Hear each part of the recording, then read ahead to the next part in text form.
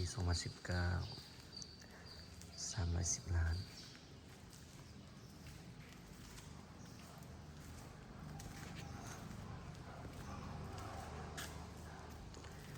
ตอนนี้ปี2006เลยจัดเทอร์โบธรรมดา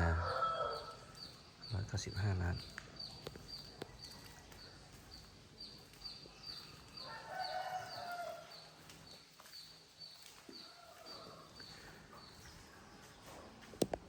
ตัวนี้ปี2022 338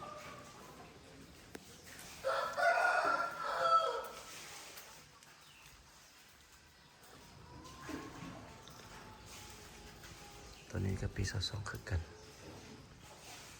335 ล้าน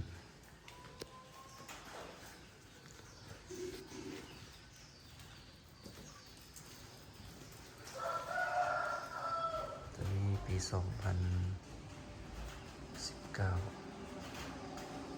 339ยังไม่ใหม่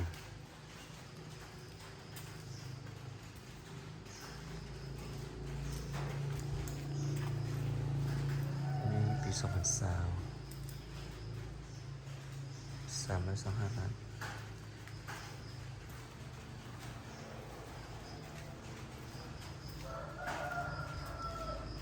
ตอนนี้ปี22 345ทุกคันโอนฟ้าให้หมดเลยไม่เป็นปัตตทู